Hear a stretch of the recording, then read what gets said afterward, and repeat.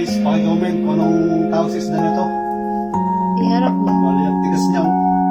Idinaan ng netizen na ito na si Edmar Liwanagan sa kanyang Facebook account ang pagtatanong sa kakaibang isdang ito na kamukha ng mga prehistoric fish. Comment lang kung paano itong isda to.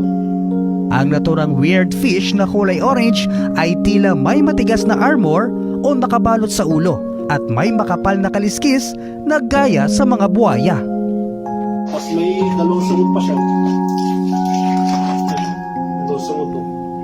Ayon kay Edmar, unang beses niyang makita ang naturang isda kaya nagdalawang isip siyang lutuin ito dahil na rin sa nakakatakot nitong itsura.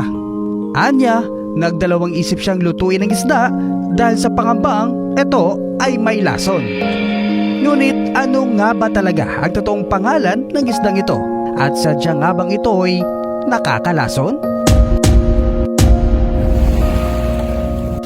Agad naming tinungo ang bahay ni na Edmar sa Bulbok, Batangas City para personal na makita ang kakaibang isda. Ngunit ng aming datnaan, naihaw na pala ang kalahati nito. Ang timbang nito ay umaabot sa halos 1 kilo. Nilinisan ko. Tapos hindi ko nga muna basta-basta lutuin kasi hindi ko kilala isda eh. Baka kakamay lason. Ang ginawa ko ay nag-search muna ako sa Facebook. Nalaman ko nga po na pwedeng lutuin kahit anong luto. Pero mas nabis daw ang luto ay ihaw.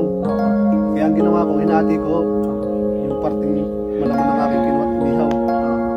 Ano mo ang lasa?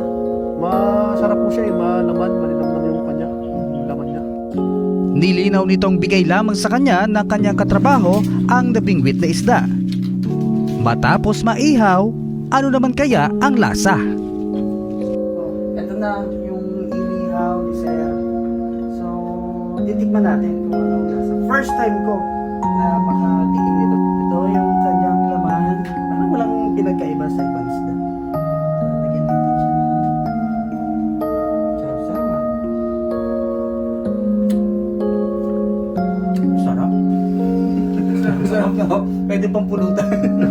Samantala, batay sa aming pagsasaliksik, napagalaman na ang naturang isda ay kahalintulad ng bihirang isda na armored sea robin o tinatawag na the walking fish.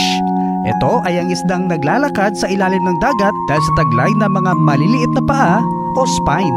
Ang mga spines nito ay dati nilang paligpik na nagbago dulot ng ebolusyon.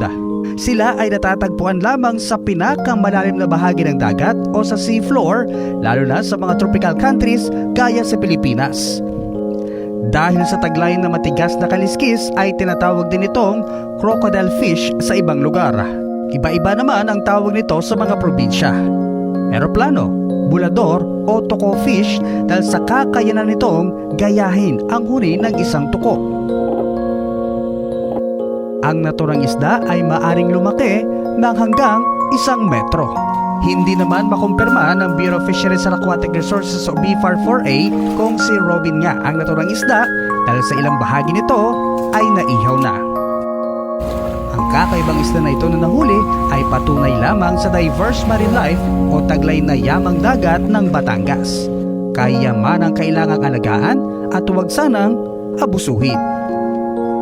Mula din sa Batangas